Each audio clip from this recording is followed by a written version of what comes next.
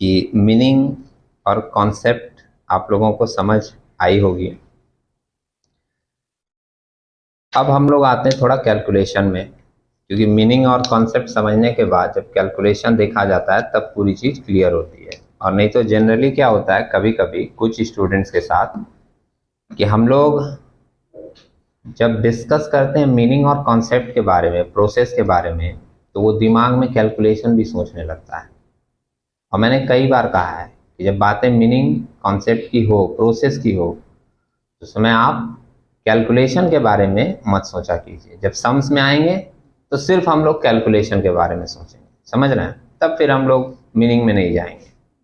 ठीक है, अब ये सम्स मैं पढ़ रहा हूं, एक बार देखना आप लोग, उसके बाद देखेंगे क्या क्या हम लोगों को अकाउंटिंग ट्रीटमेंट करना है। फर्स्ट लाइन मेंशन कर रहा है यहां पर, the books of XYZ limited show the following balances on 31 दिसंबर 2016। मिला? और यहाँ पर बैलेंस दिया हुआ है, लेकिन ध्यान रखिएगा कभी कभी किसी सम्स में आपको पूरा बैलेंस शीट ही दिया रहेगा। कंपनी का जो बैलेंस शीट है वो पूरा का पूरा बनाकर, समझे, और यहाँ पर जितने आइटम की ज़रूरत है उतना बैलेंस दे दिया। इस बैलेंस को देखिए, इंफॉर्मेशन को लीजिए और आगे की प्रोसेसिंग कीजिए। अभी क्या क्या बैलेंस दिया है, सबसे पहले लिखा है 15,000 equity shares of ₹10 each fully paid up.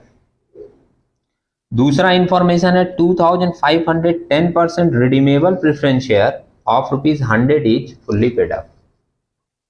उसके नीचे की इंफॉर्मेशन है 508% redeemable preference share of ₹100 each ₹70 paid up. ठीक है, अब एक पॉइंट और मैं बताऊं आपको, याद आएगा, जो हम लोग लास्ट क्लास डिस्कस किए थे कॉन्सेप्ट के बारे में। उसमें एक बहुत ही इंपॉर्टेंट पॉइंट था, जो लोग नहीं आए थे वो नोट जरूर कीजिएगा, आपको मिलेगा।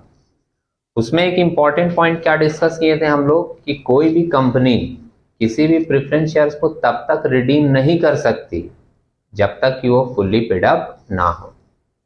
समझ रहे हैं?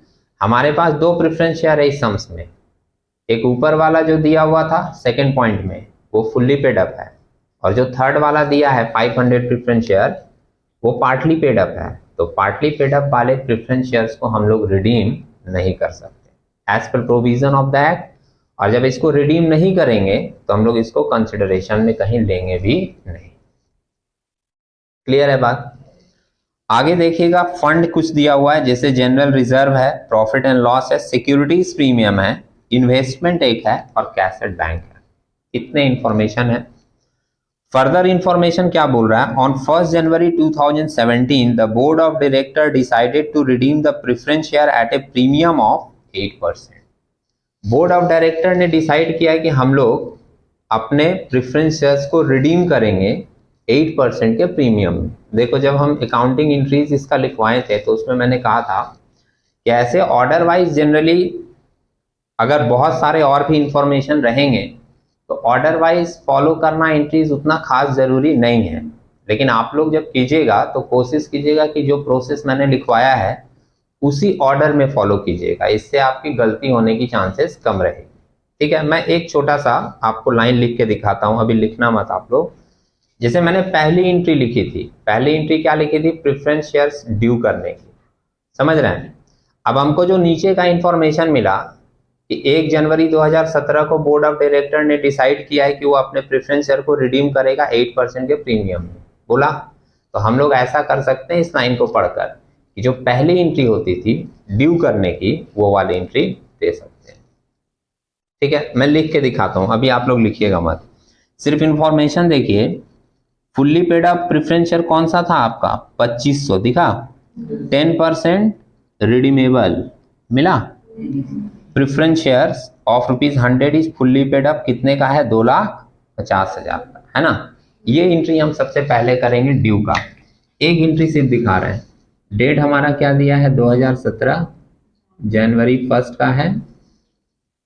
प्रेफरेंस शेयर्स का रेट कितना दिया था, 100 रुपया। होल्ड 10% है। ठीक है, वो फेस वैल्यू है जो आप बोल रहे हो चिल्ला चिल्ला के। रेट जो होता है वो डिविडेंड का रेट होता है, समझ रहे हैं। और वो रेट कितना दिया है 10%। देखा 10% redeemable preference share capital account debit, ये पूरा एक ही लाइन में आ जाना चाहिए था भाई, समझ रहे हैं? स्पेस कम है इसलिए मैंने नीचे लिख दिया है, नहीं तो क्या होता है डेबिट की पूरी चीज एक लाइन में आनी चाहिए। और यहां पर हम लोग लिखते हैं फेस वैल्यू। फेस वैल्यू कितना है 2,50,000, 2500 है, 100 रुपया ईच करके, ठीक है। अगर प्रीमियम में रिडीम होगा, लिखवाया था हमने, तो हम लोग क्या लिखेंगे premium on redemption, premium on redemption account debit. अब प्रीमियम कितना बोला है पता है 8%। नीचे की लाइन देखिए, बोले ना बोर्ड ऑफ डायरेक्टर ने डिसाइड किया कि 8% प्रीमियम में रिडीम करेगा, तो 2.5 लाख का 8% आप निकालोगे तो ये आएगा आपका 2500 के 20, 2500 के 10 अट्ठे 20,000 आएगा, ठीक है। 2.5 लाख का 8%। और 2 हम लोग लिखते हैं preference share holder account.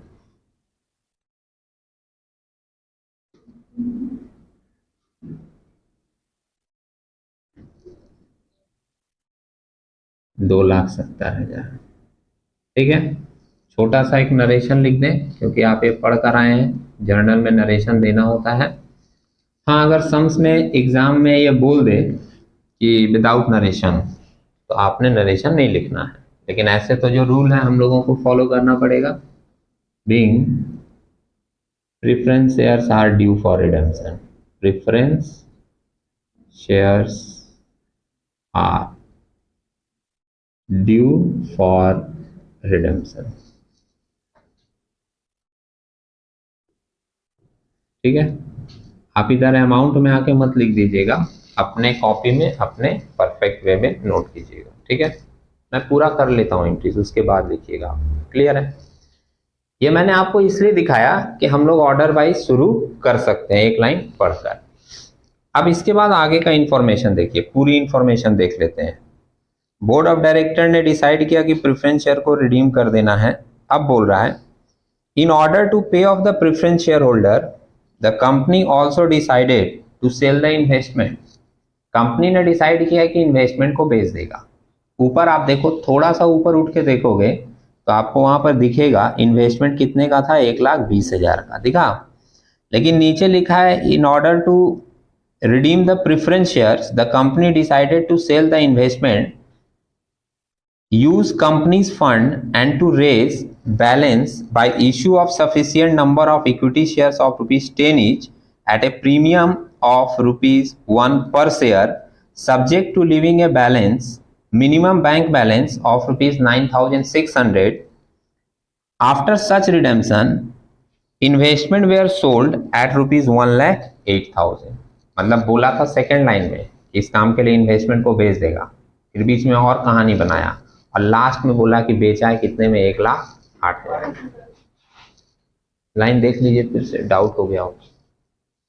Clear है?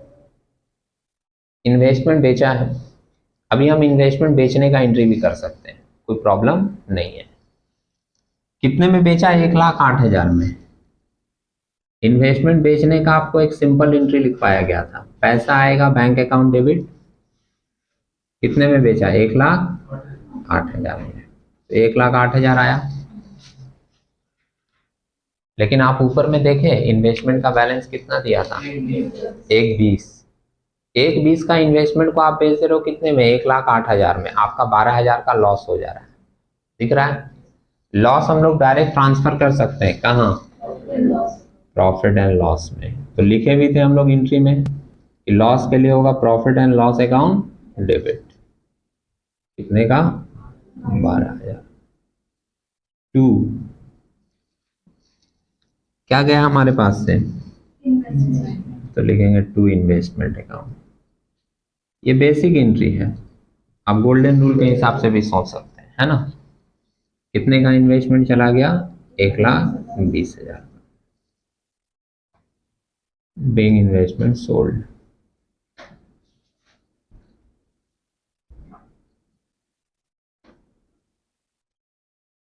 ठीक है। अब देखिए जो बीच की लाइन थी उसको मैं एक बार फिर से समझाता हूं, अगर क्लियर नहीं हुआ होगा तो इस बार फिर से देख लीजिएगा। कंपनी ने डिसाइड किया है कि वो अपने इन्वेस्टमेंट को बेच देगा, बेच दिए। उसके अलावा बीच में क्या लिखा था कि कंपनी ने ये भी डिसाइड किया है कि इसके लिए हम लोग sufficient number of shares issue करेंगे। सफिशिएंट का मतलब है जितना जरूरत रहेगा उतना ही करना है, समझे। कंपनी सब कुछ चेक करेगा और चेक करने के बाद देखेगा कि जितना जरूरत है उतने का हमको क्या कर लेना है, शेयर इशू करना है। ठीक है। तो शेयर इशू करने से पहले कंपनी क्या करेगा, उसके पास जो फंड है वो निकाल कर यूज करेगा। लेकिन फंड निकाल कर यूज करने से पहले आपको एक और बात बता दिया सम्स में कि कंपनी ये चाहती है कि वो एक बैंक बैलेंस मेंटेन रख सके। कितने रुपए का, 9600 का। देखा। तो पूरी लाइन क्या हो गई, अब एक बार फिर से मिला के सोचे। कंपनी शेयर इशू करने के लिए सोचा है, करेंगे। सफिशिएंट बोला है तो हमको पहले चेक करना होगा कितना का जरूरत है, जितना का जरूरत रहेगा उतना ही इशू होगा। दूसरा बात, फंड से भी पैसा निकाल लेंगे, लेकिन फंड से पैसा निकालने के समय हम लोग को ध्यान रखना पड़ेगा कि हमारे बैंक में कम से कम नहीं, फिक्स कर दिया है कितना, 9600 रुपया मेंटेन होना चाहिए। ऐसा नहीं कि नींव पोत के खाली कर दिए, समझ रहे हैं, 9600 रुपया छोड़ देंगे। ठीक है। तो इसके लिए पहले आपको एक कैलकुलेशन समझनी होगी। किस चीज की कैलकुलेशन, कि फंड से कितना निकलेगा, शेयर कितने का इश्यू होगा, समझ रहे हैं। और वो कैलकुलेशन के लिए हमने आपको पहले लिखवाया था क्या, एक वर्किंग। तो वो कैलकुलेशन समझ लेते हैं, उसके बाद हम लोग फंड लेने का एंट्री करेंगे, उसके बाद शेयर इशू का एंट्री करेंगे, और उसके बाद फिर हम लोग फाइनल पेमेंट करेंगे। ठीक है। अब देखिएगा यहाँ पर एक बार, ये हम कैलकुलेशन बता रहे हैं किसका, कितना शेयर हम लोग इशू करेंगे उसका। दिखा वर्किंग नोट, हेडिंग दिए हैं calculation for number of share to be issued. Cash balance हम लोगों को मेंटेन करना है कितने का, 39,600। ये कैश बैलेंस सम्स में आप एक बार देखो, आपको दिख जाएगा। जो इंफॉर्मेशन दिया था ना, उसमें दिया था कि हमारे पास कैश बैलेंस पहले से है कितने का, 39,600। देखा। उसके बाद हमने इन्वेस्टमेंट भी बेचा, तो इन्वेस्टमेंट बेचकर हमारे पास पैसा कितना आया, 1,08,000 मिला। अभी हम लोग एंट्री भी पास किए, ऐड करके कितनी वैल्यू आ गई, 147,600। मतलब हम लोगों को 147,600 पैसा हमारे पास है कंपनी के पास। पहले से जितना था वो ले लिए, और इन्वेस्टमेंट बेचकर जितना आया वो ले लिए मिलाकर। अब ये पूरा पैसा तो यूज नहीं कर सकते, क्योंकि वो बोला है कि आपको कुछ पैसा छोड़ देना है। कितना छोड़ देना है, 9,600। तो आप 9,600 हटा दो, तो हम लोग इसमें से लेस कर दिए कितना, कैश बैलेंस मेंटेन रखना है हम लोगों को कितने का, 9,600 का। ये माइनस करके बचा 1,38,000। हम लोग इसको बोल सकते हैं कि cash available for redemption. Redemption के लिए हम लोग 1,38,000 ले सकते हैं, हमारे पास कैश है। ठीक है। और आपको पूरा पैसा लौटाना कितना है प्रेफरेंस शेयर होल्डर को, मतलब रिडेम्पशन कितने का करना है, 2,70,000। दिख रहा है, 2,70,000 का पूरा आपको रिडीम करना है। और आपको दिख गया कि आपके पास कैश कितना अवेलेबल है, 1,38,000। तो डिफरेंस करके आपको पता चल जाएगा कि और आपको कितना पैसा कम पड़ रहा है। निकाल लिए नीचे, अमाउंट ऑफ रिडम्पशन कितना है, 2,70,000। ठीक है। ड्यू वाली एंट्री से भी देख ले रहे हो आप, 2.5 लाख का प्रेफरेंस शेयर था, 20,000 प्रीमियम के साथ दोगे तो 270 दोगे। और आपके पास कितना पैसा अवेलेबल है अभी, यहां पर निकाले 1,38,000। तो 270 में 138 आपके पास अवेलेबल है, और आपको कितना चाहिए माइनस करके निकाल लिए, कितना आया, 1,32,000। दैट मीन्स कि 1,32,000 हम लोग पैसा कहां से लाएंगे, अमाउंट फ्रॉम फ्रेश। 1,32,000 का हम लोग शेयर इशू करेंगे, वहां से हम लोगों के पास पैसा आ जाएगा। क्लियर है? अब सम्स का एक नीचे वाला पैराग्राफ फिर से जाकर पढ़ लीजिएगा आप लोग, जरूरी है उसको देखना, तो थोड़ा आपका मैटर क्लियर होगा। नीचे वाले लाइन में लिखा था कि जो sufficient number of equity share issue होगा, दिख रहा है नीचे वाले पैराग्राफ का तीसरा लाइन, उसका फेस वैल्यू होगा 10 रुपया, लेकिन वो 1 रुपए के प्रीमियम में इशू होगा, है ना। दैट मीन्स इशू करके हमारे पास टोटल कितना रुपया करके आएगा एक शेयर पे, पता है? 11 रुपया आएगा। 1,32,000 हमको टोटल चाहिए। अब आपको निकालना है कितना शेयर आप इशू करोगे, तो उसके लिए लिखे number of equity shares to be issued 1,32,000 पूरा पैसा चाहिए, और एक शेयर पे कितना करके मिलेगा? 11, इसलिए डिवाइड किए कितने से? 11 से। डिवाइड करके कितना निकल गया? 12,000 शेयर्स। दैट मीन्स हम लोग 12,000 शेयर्स मार्केट में इशू करेंगे। 10 रुपया करके फेस वैल्यू होगा, 1,20,000 आएगा, और 12,000 रुपया आएगा प्रीमियम का। क्लियर है? ओके। अब एक लास्ट लाइन, जो लोग लास्ट डे आए होंगे उन लोगों को याद होगा, आपको बताया गया था कि कंपनी अगर फंड से पैसा लेगी, शेयर इश्यू से तो दिख गया आपको 1,32 आएगा। कंपनी अगर फंड से पैसा लेती है तो उसको एक नया फंड क्रिएट करना पड़ता है। उस नए वाले फंड को हम लोग नाम क्या देते हैं? Capital redemption reserve, CRR। ठीक है, हम लोगों को ये भी देखना होगा कि CRR कितने का क्रिएट होगा, मतलब जो नए वाले फंड बनाए जाएंगे वो कितने के क्रिएट होंगे, कितने के बनेंगे। अब उसके लिए आपको एक छोटा सा कैलकुलेशन और समझना होगा जो नीचे वाले लाइन में लिखे। Amount for capital redemption reserve दिख रहा है, फेस वैल्यू ऑफ रिडेम्पशन। ध्यान रखिएगा ये वाले कैलकुलेशन में आपको प्रीमियम छोड़कर देखना है, इसमें हम लोग प्रीमियम कंसिडर नहीं करते। आप बोलोगे प्रीमियम कंसिडर क्यों नहीं करते? 2 वजह है। एक तो रूल हमारा बोलता है आप प्रीमियम यहाँ कंसिडर नहीं कर सकते, और रूल क्यों बोलता है? दूसरा रीजन है क्योंकि प्रीमियम का जो पैसा होगा, ये जो 20,000 प्रीमियम आपको दिख रहा है, इसको हम लोग अलग फंड से मैनेज करते हैं, इसके लिए अलग अकाउंटिंग ट्रीटमेंट होती है। ठीक है, तो यहां पर जो आप देखोगे वो पूरा का पूरा क्या देखोगे? प्रीमियम छोड़कर। तो फेस वैल्यू ऑफ रिडेम्पशन कितना है? 2,50,000 दिया था, फर्स्ट एंट्री में भी देख सकते हो। और इसमें से प्रोसीड्स फ्रॉम फ्रेश इशू कितना आ रहा है? 1,20,000 लिख दिया मैंने, एक्सक्लूडिंग प्रीमियम। प्रीमियम छोड़ कर लेते हैं यहां पर भी, और आप प्रीमियम छोड़कर अगर देखोगे तो आप 12,000 शेयर इशू कर रहे हो, और एक शेयर का फेस वैल्यू है 10 रुपया। समझ रहे हैं? तो 2,50,000 में 1,20,000 माइनस करेंगे, कितना बच रहा है? 1,30,000। इतना आपको फंड से लेकर कैपिटल रिडेम्पशन रिजर्व क्रिएट करना होगा। क्लियर है? अब अगर वर्किंग का कैलकुलेशन आपका क्लियर है तो फिर आप फटाफट इसकी एंट्रीज बना सकते हो। एक बार मैं बना लेता हूं, उसके बाद आप लोग नोट कीजिएगा। ठीक है, क्योंकि एक बार आप देख लोगे ना पूरी एंट्रीज, माइंड में सेट हो जाएगी। मैक्सिमम सम्स में एंट्रियां सेम रहती है, कैलकुलेशन थोड़े बहुत चेंज होते हैं मैक्सिमम सम्स में। ठीक है, अब किस चीज की एंट्री करें? हमने क्या किया? ड्यू कर दिया, इन्वेस्टमेंट बेच दिया। अभी हम जस्ट इस कैलकुलेशन में आपको क्या बोल रहे थे? प्रीमियम हम लोग अलग से एडजस्ट करते हैं, तो आप प्रीमियम एडजस्ट करने की एंट्री कर सकते हो। प्रीमियम आपका कितना है? 20,000। समझ रहे हैं? आप फंड से निकाल के मैनेज कर लीजिए। अब देखिए आपके पास क्या क्या फंड है सम्स में। सिक्योरिटीज प्रीमियम है कितने का?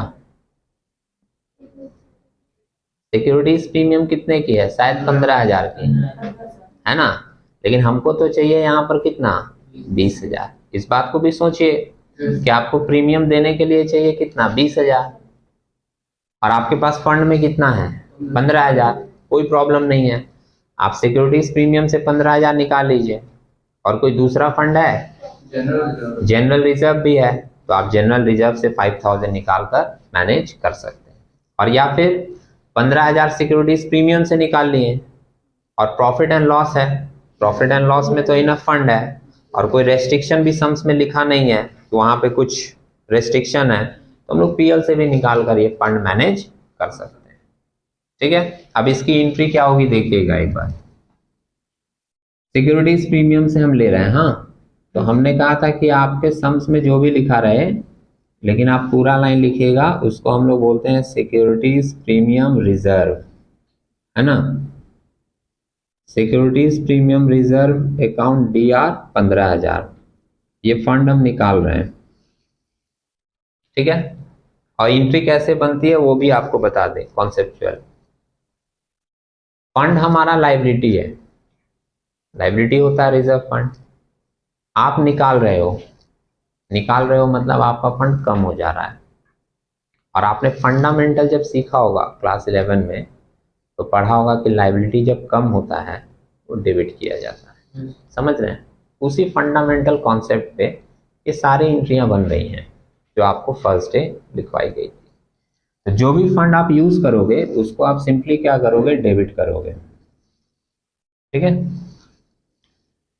5,000 मेरा और कम रहा है क्योंकि मेरे फंड में कितना था 15,000 और हमको चाहिए कितना 20,000। तो प्रॉफिट एंड लॉस से ले रहे हैं 5,000, हो जाएगा हमारा 20,000। और 2 एडजस्ट किसको करना है, प्रीमियम ऑन रिडम्पशन, लिखना है 2 प्रीमियम ऑन रिडम्पशन अकाउंट।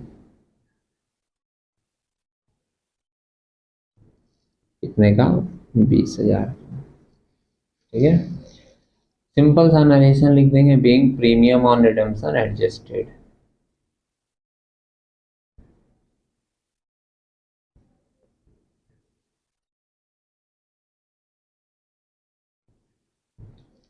हाँ बोलिए, आवाज आ रहा है यहाँ तक।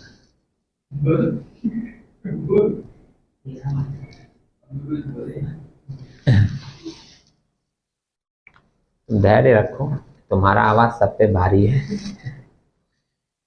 खैर, ये प्रीमियम एडजस्टमेंट का एंट्री हुआ, ठीक है। अब हम लोग शेयर इशू का एंट्री कर लें। शेयर इशू के लिए हम लोग ज्यादा से ज्यादा कितनी एंट्री बोले कर सकते हैं, 2। सिर्फ एप्लीकेशन में ही पूरा पैसा आ जाएगा। तो एक एंट्री मैं उसका बनाऊंगा, bank account debit to equity share application account.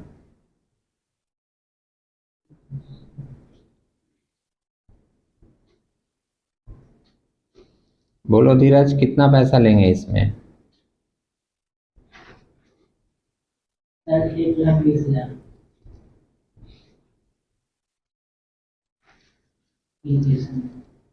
पूरा पैसा लेंगे, 1,20,000 नहीं, गलत बता रहे हो तुम, 1,32,000।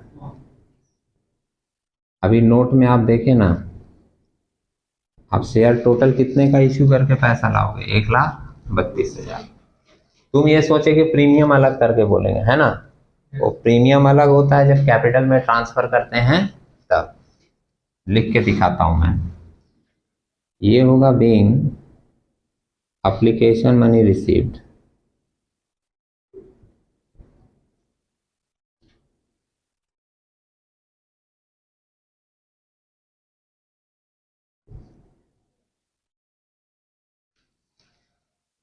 नेक्स्ट एंट्री हम लोग इसको ट्रांसफर करते हैं, तो वो एंट्री बनता है इक्विटी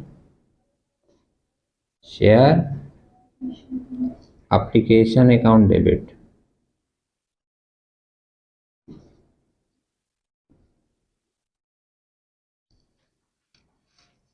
ये पूरा रहता है कितना, 1,32,000, समझे।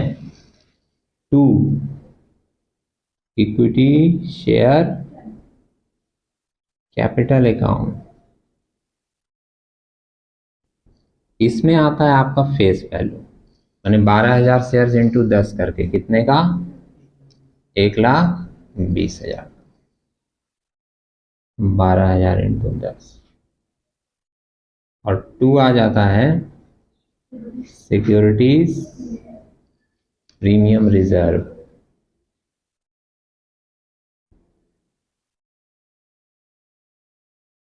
रिजर्व अकाउंट 12,000 रुपया।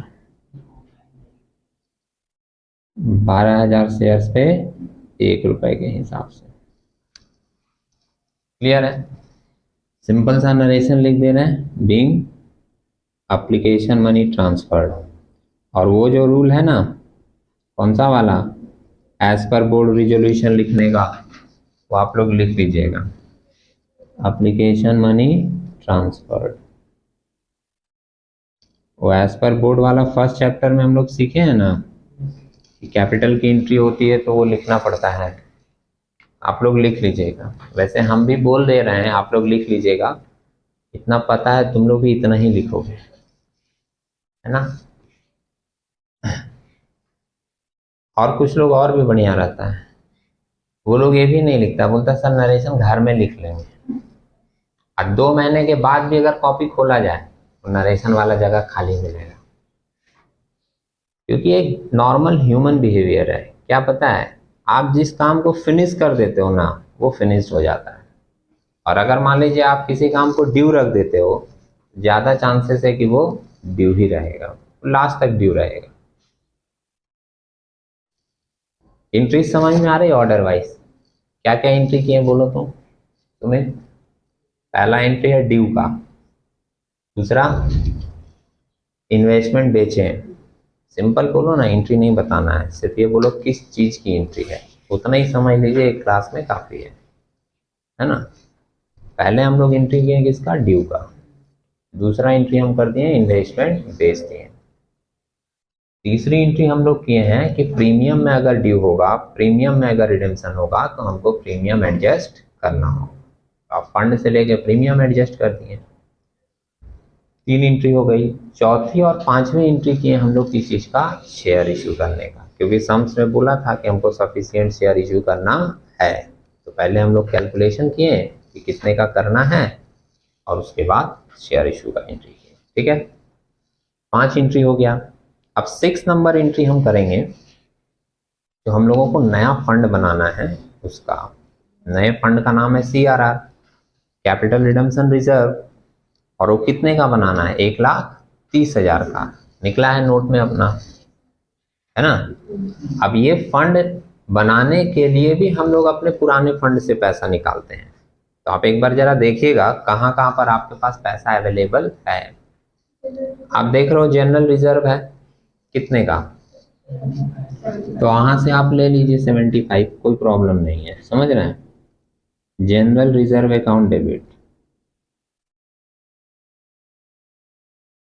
कितने का, 75,000 का, लेकिन हमको तो बनाना है 1,30 का ना, और जो पैसा कम पड़ रहा है हम लोग PL से निकाल लें, PL में है सफिशिएंट फंड है, 1,60 था, थोड़ा सा निकाले भी हैं, लॉस भी हुआ है 12,000 और एक बार 5,000 और निकाले हैं, लेकिन अभी भी वहाँ काफ़ी फंड है ना, तो वहाँ से हम लोग और निकाल सकते हैं। कितना निकालने का जरूरत पड़ेगा, एक लड़का बता रहा है 55,000, कैसे वो बताया पता है, क्योंकि CRR आपको बनाना है 1,30,000 का, उसमें से आप देख रहे हो 75 हमको मिल गया, तो 1,30 में से 75 घटा दीजिए, 1,30,000 में से 75,000 माइनस करेंगे तो 30, 20, 50, 5, 55, 55,000 बचेगा, ठीक है। तो 55,000 हम लोग निकाल ले रहे हैं किससे, प्रॉफिट एंड लॉस अकाउंट से, प्रॉफिट एंड लॉस अकाउंट से निकाल ले रहे हैं कितना, 55,000, क्लियर है। और बना देंगे क्या, नया फंड। अब देखिए कैपिटल रिडम्पशन रिजर्व नया फंड बन रहा है, फंड जब बनता है ना या रिजर्व जब क्रिएट होता है तो हमारी लायबिलिटी बढ़ती है, और मॉडर्न रूल आप लोग पढ़े होंगे, क्या बोलता है कि लायबिलिटी बढ़ेगा तो क्रेडिट होगा, समझ रहे हैं। ये सब सिंपल बेसिक कॉन्सेप्ट के ऊपर ही चीज़ें बनाई जाती हैं, अगर वो चीज़ आप क्लियर करके एक बार पढ़ लोगे आपको एंट्रीज याद करने में भी ज़्यादा प्रॉब्लम नहीं होगा। कैपिटल रिडम्पशन रिजर्व अकाउंट कितना आएगा ऐड करके, 130, इतने का ही तो बनाना था, और एक सिंपल सा नरेशन लिख देंगे, बीइंग CRR क्रिएटेड, ठीक है, CRR क्रिएटेड। अब आपका सारा का सारा काम कंप्लीट हो गया, मतलब कंपनी को जो प्रोसेस फॉलो करना पड़ता है रिडेम्पशन के लिए वो सब कर लिया, फंड वंड जो मैनेज करना था वो मैनेज कर लिया, पैसे वैसे लेके रेडी है। अब लास्टली वो क्या करेगा, प्रेफरेंस शेयर होल्डर को बुलाएगा, पैसा देगा। प्रेफरेंस शेयर होल्डर को बुलाएंगे और पैसा देगा। और पेमेंट करने की क्या एंट्री होगी, इसके बाद लास्ट एक एंट्री है, यहाँ पर आप डेट देकर लिख दीजिएगा, ठीक है। क्या एंट्री होगी, preference share holder, preference share holder account debit, वो एक साथ लिख दिया मैंने, आप अलग कर देना। Preference share holder account debit to bank account, share holder को पैसा मिल जाएगा और कंपनी के पास से पैसा जाएगा, इसलिए कंपनी क्या करेगी, बैंक को क्रेडिट करेगी, ठीक है। कितना पेमेंट देंगे,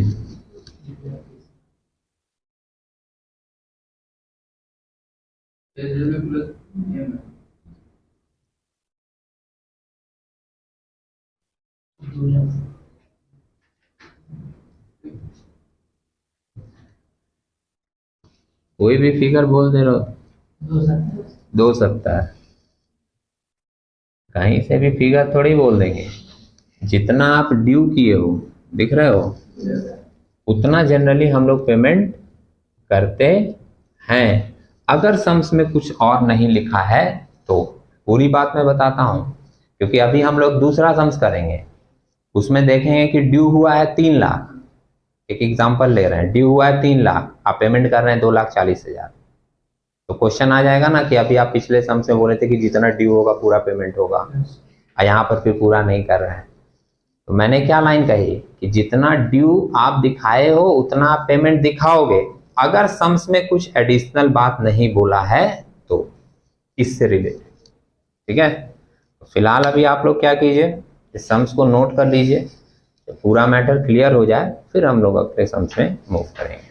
थैंक यू।